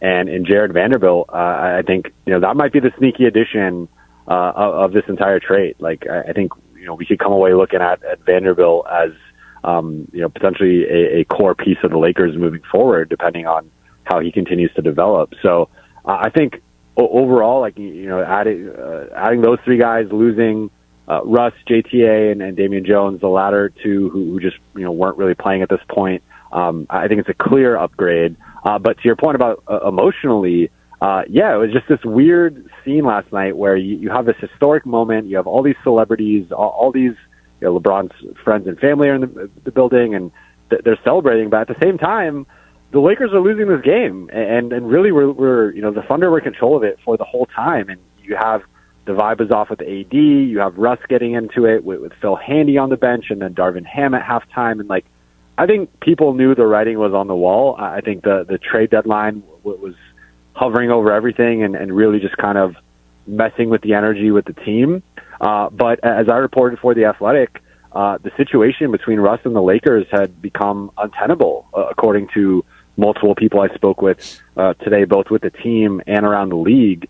And I think Russ wanted out. The Lakers were at the point where they no longer wanted him, and I think that this kind of became a formality of, we're going to move him regardless of, we'll see where it is, but he's gone. He's not going to be a Laker moving forward. So I think it really kind of, went to a breaking point for both sides, and this was kind of the natural resolution, I think. And we had kind of known this was headed this way really since the summer, but I think it took longer than either side expected, but it was kind of an inevitability that they were going to get here. So I think really from both on and off the court, this improves the Lakers, and I think it's hard not to be more optimistic about them for the rest of the season. Let me ask you something, Jovan. We're talking with Jovan Buha, covers the Lakers for The Athletic. When you mentioned that the situation between Russ and the Lakers had grown untenable, and I recognize by asking this there could be some people listening and laughing at the question, but I think it's an interesting one. What specifically made it untenable? Just because Russ, I do think, was trying to do the things that they wanted him to do in terms of role, even though it clearly wasn't what he wanted to do. And I think there was some professionalism happening. So what specifically do you think made it untenable as opposed to just a bad match? I think the professionalism started to wane. And I don't want to, I do have a report I'm currently working on, so I don't want to spoil all of it. And that's why 80%. All we're asking for is 80%. But yeah, I mean, based on what, I've been hearing, that I think in the last week or so, it just been more of those types of outbursts that he had with, Phil Handy, and that obviously led to a delay of game, which was part of what really upset Darvin Ham and caused him to lay into Russ at halftime, verbally, not physically. But yeah, I think just Russ was, and you also have to, I mean, there's a lot going on, and you had his teammate publicly campaigning for him to be traded, basically. I don't think that went over well with him. And, I think ultimately he, wanted, I think he was tired of not closing games and coming off the bench and, kind of being asked to do certain things that weren't necessarily at the top of his priority list. So I think that there's, a lot of layers to it. I think a lot is going to come out in the next few days. Some at the Athletic, some elsewhere, but I think it just, to your point about him being fully bought in and being a professional, from what I can share, I'd heard that was not happening as frequently over the past week or so. And it had just become a situation where, it was just the tension was rising. And I think that the team felt it. The coaching staff certainly felt it. And it just was becoming a situation that it was clear whether he was traded or some other, fashion, like the Lakers were going to move on from Russ.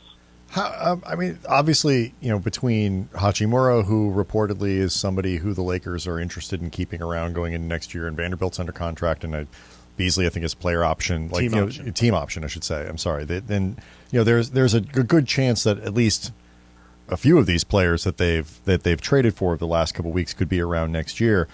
So separating that, though, in terms of what this means for them long term and the kind of team they're trying to build, what do they see as the potential sort of upside or top finish or whatever this year? How much do they really think over the last 27 whatever it is games, 26 games, that this trade can elevate them in the standings to make noise this year?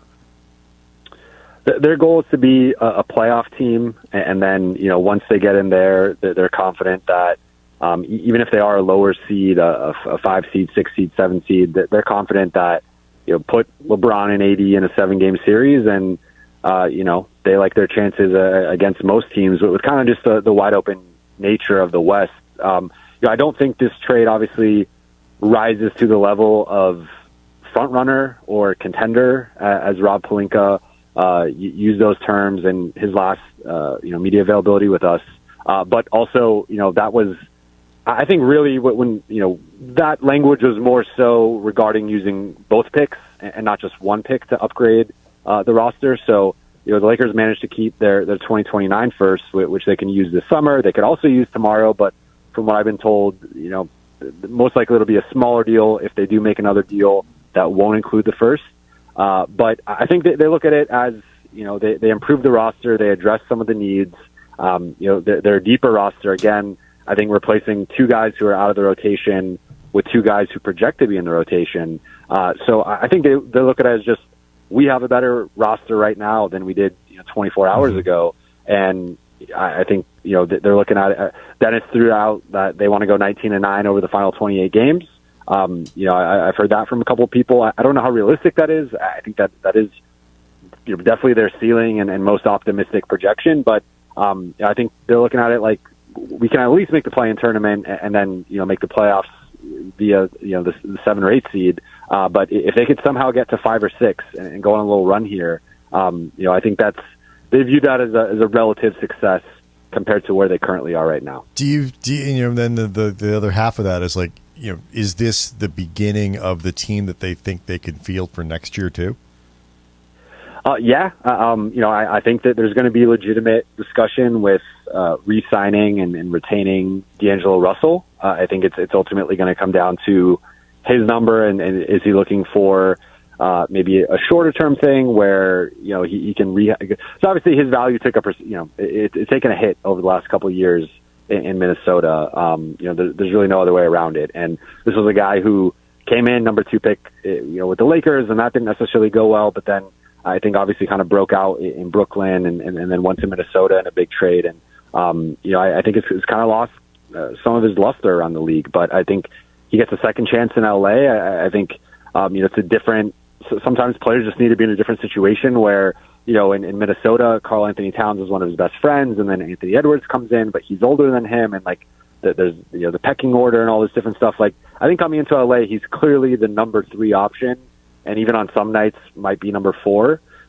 So I think for him, kind of just learning from LeBron and AD, really being I think in a winning situation in terms of the locker room culture and the leaders of the team actually having won a championship before. I think that could be something that's good for D'Angelo. But from what I've been told, like, it is going to depend ultimately on the years and the number and what he's looking for. But they are open to re-signing him if he ends up fitting in, and they like the partnership.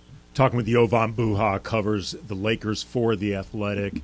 LeBron has not been shy about letting it be known that he wanted the front office to do something. He was not shy about letting his disappointment be known that they weren't able to swing a deal for Kyrie Irving. How do you suspect what we've seen today and maybe what could happen tomorrow will have LeBron feeling about this season but also the future with the Lakers? I think it's going to improve the dynamic. I don't know if it necessarily solves everything and solves some of the damage that has been done. I think with the Kyrie situation and even dating back to the offseason and him obviously pushing for Russ to be traded then and that not happening. So I think there's definitely some tension there. I think it's pretty apparent. But I think this, you can't really say the Lakers didn't, go for it. I think, we don't have to rehash the whole Kyrie situation, but they made a competitive offer. They offered Russ and the 2 picks unprotected. They were scared off by Kyrie potentially leaving and them not wanting to empty the asset cupboard. So they ultimately You could have just said they were scared off by Kyrie. Everybody would have gotten it. That works too. But, they didn't want to empty the asset cupboard of, a pick swap or 2, and let's throw in Austin, let's throw in Max, and okay, well, if Kyrie walks in 3 months, now we've given up basically anything we have of value to trade other than LeBron and AD, and we're kind of stuck with this group now. Right. No, by the way, you really need to sign Kyrie to whatever contract he wants because you have no other option. That's not a healthy place to be. Yes. So I think, they pivoted and I would say they've made 2 of the better trades that have already occurred, right? It hasn't been many to pick from, but I think they've clearly been active on the trade market. And, I don't know how you guys feel about the trade, but I think this is a win for the Lakers. Again, not having to give up, pretty much any permutation of a Russ deal for months has to be both picks. And for them to be able to not only, only give up 1, but protect that 1. And if that one, doesn't convey, it becomes a 2nd round pick.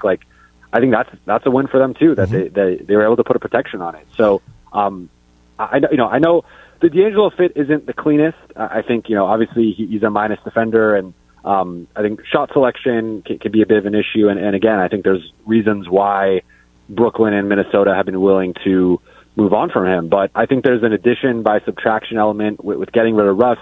I think you improve the locker room dynamics. I think you clearly improve just the spacing and, just sort of the construction of the offense. He's a better imperfect fit, if nothing else.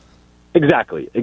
And I think he will embrace LA, the second time around. So, and then honestly, to me, the 2 parts of the deal I love are Beasley and Vanderbilt. Those are the crown. I know everyone's going to focus on D'Angelo because of the pedigree and he was in LA before, but Beasley is the type of high volume 3-point shooter the Lakers needed. And Vanderbilt is that type of, lanky, rangy forward who can do multiple things that Lakers, partly got in Rui, but as we have seen, Rui is more of a scorer and a rebounder. I think Vanderbilt is going to do kind of those dirty work things that, you've kind of seen from Wenyen Gabriel, but maybe at a higher level. So I really like those additions to the rotation. And, as far as I think LeBron, again, is going to be happy they did something, but I don't know, maybe this isn't enough in his eyes. We'll let you go here, but when you said they might do a couple small things tomorrow, that you're talking about stuff to clear up the log jam that they have in the backcourt, where you have just too many guards, just to clean up some of what they have on the roster. Is that kind of what you're getting at? Yeah. Pat and Lonnie are still available. Because I think, really the Lakers probably have a starting, a new starting backcourt. I think D'Angelo Russell and Malik Beasley are coming in expecting to start. I think the collective defense between those 2 might be a little concerning, where you might want to keep one of Pat or Dennis in there, more as that perimeter defender. But D'Angelo is going to start, right? So I think that's for certain. And then it's a matter of, is Malik starting, or are they going with Pat or Dennis as that point of attack defender? I think it's going to be interesting to see how it all plays out. And I think the one thing is, you could see something like Pat and Lonnie in like a second, Pat and Lonnie in 2 seconds, Pat in 2 seconds, Lonnie in 2 seconds. Like there are smaller permutations where they could dump one of those guys or flip them, maybe a 2-for-1 style for a front court guy. I think they could still use another wing or big on this roster. So I think that's the thing to look for is, do they do one of those types of deals? But from what I've been told, it's very unlikely that they include a first-round pick and look for a more substantial upgrade. Jovan Buha of The Athletic. Read his stuff. All the analysis, everything that he's going to be writing about Russ is something you are going to want to read. I know it's, like you said, it's been an insane last 48 hours or so for you. Thank you so much for giving us the time. I really appreciate it. Appreciate you guys. I'll talk to you soon. So Jovan was talking about like getting all that stuff, Andy, for one unprotected first rounder or one lightly protected first rounder. You get Beasley, Vanderbilt, and Russell, and you get to move off of the Westbrook thing, which apparently was becoming more of a thing. Just for reference, in terms of what you're getting here, the Knicks gave up a lottery protected first round pick plus 3 guys, none of whom were particularly interesting except maybe Cam Reddish, for Josh Hart. Good player, but that was one guy for a lottery protected first rounder and 3 players. The Lakers got 3 players for one lightly protected first rounder. So that from a value standpoint, that's pretty good by comparison. Josh Hart's good, but he's not light years better than Malik Beasley or Josh Hart is a better two-way player than anybody the Lakers picked up today. Yes. So in that sense, there's a certain ability to keep him on the floor no matter what situation you're talking about, floor combinations. Yeah, and he'll help the Knicks a lot, but he's not an all-star. Look, Rob Pelinka today, I still feel like the jury is out on him in terms of just his overall vision and style as somebody who crafts rosters. But the work he did today, I think was great work. Better than it is a better outcome than I would have expected. Yeah. I think he did a really good job improving the team without either giving up too much, but also, and I think this was really important, giving up too much on a potentially bad deal for the sake of looking like you're doing something. Because there had been that pressure for a while where the Lakers were linked to a bunch of different scenarios where I was like, that is not worth giving up those 2 picks for. Those are bad deals. And I think Pelinka's done well for himself. I really do. So we'll see what happens on Thursday. They won't be the new guys won't be around. They are expected to suit up, according to Dan Wojcicki, assuming everybody passes their physicals. They are expected to suit up on Saturday in San Francisco against the Warriors.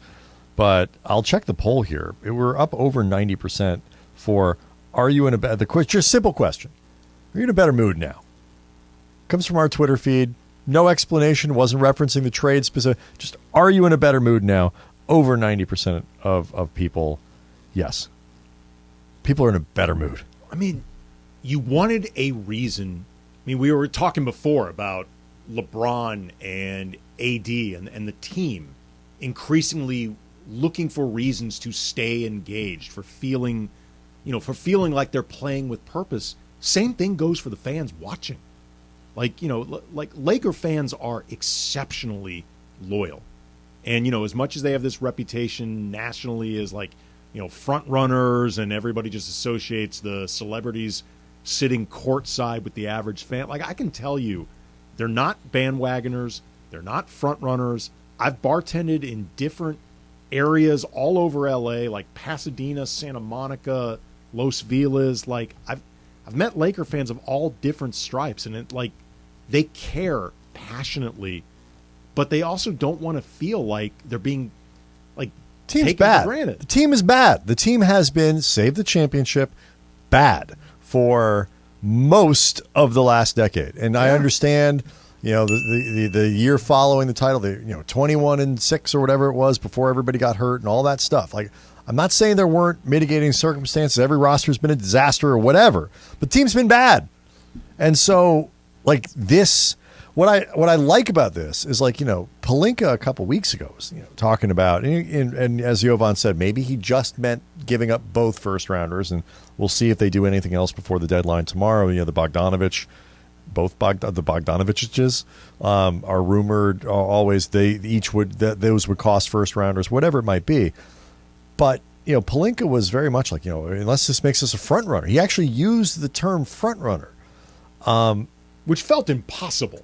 That's the problem.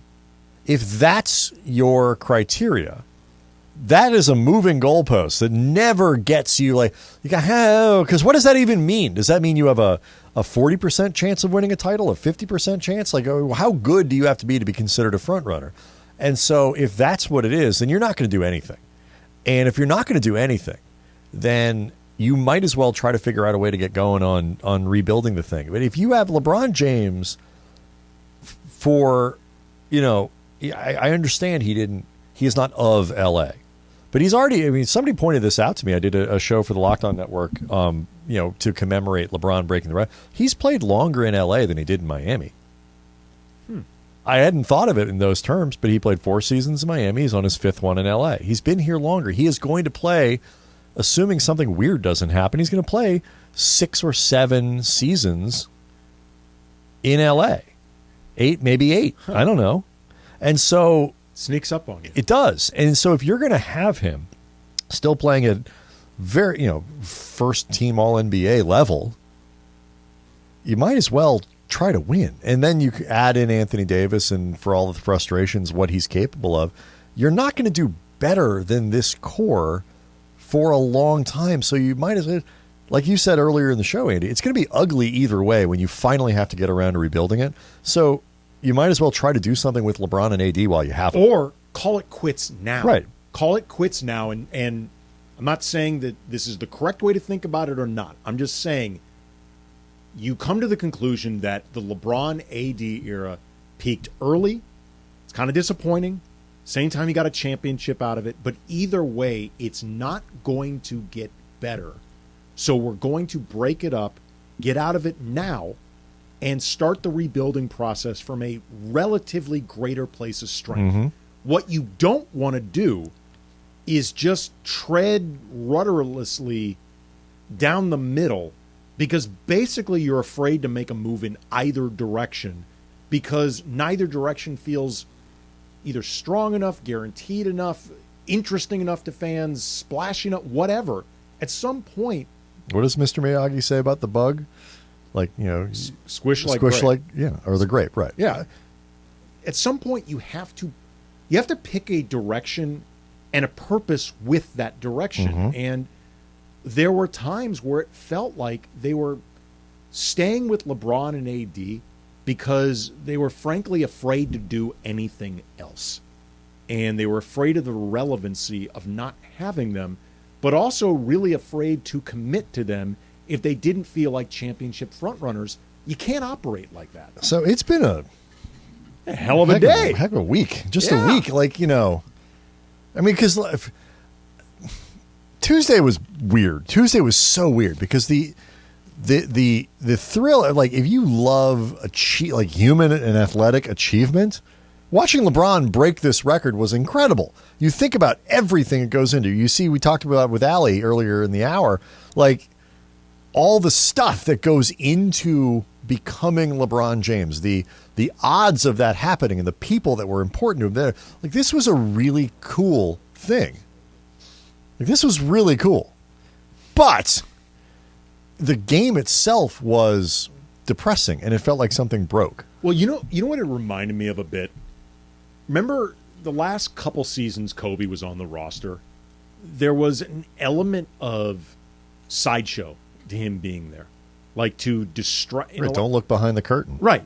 And, Kobe's last game was obviously a showing for the ages, and it was incredible. We were in the building for that, and it was amazing to watch. And Kobe put on only Kobe could have done this type of performance. I actually, in hindsight, because you were able to enjoy it more, enjoyed that game more than 81. 81 snuck up on you. This one was it started going, and you were like, it was just it was going to be a fun night anyway. And there was in some ways, though, that game had an awkward dynamic because everybody on the court, like Julius Randle and D'Angelo Russell, and everybody is going out of their way to feed Kobe on every single possession because they know that's what the crowd wants. Mm-hmm. And you're getting booed if you dribble more than twice. Are you not entertained? Right. And that's great in a game that has no stakes other than you just want Kobe to get a W for his last one. Yesterday had stakes, and there was an awkwardness to it because nobody seemed to know how to play or beyond LeBron's record. What are we even playing for? Right. And so now you look at this thing. I don't know. Look, they're if I'm a betting person, they're going to lose tomorrow night. That's a tough game. I don't care if they have the full roster and they're playing well. It's Milwaukee. They're really good. They've won 8 straight, 9, and this is one of the best teams in the conference. But that's it. There's the potential for a happy ending here that I know phrasing, but it wasn't there at the beginning of the week. And certainly wasn't there Tuesday. No, it felt like the mood was just increasingly getting worse. And as you noted in the poll that we put out at Kam Brothers, people are happy right now. And this is awesome. It's a great way to now be able to think about everything LeBron and to finish did yesterday. 388 consecutive seconds what of an radio. achievement for this station. Plus. That was absolutely amazing. Kamenetsky Brothers closing this for tonight. Coming up next, ESPN radio of some sort.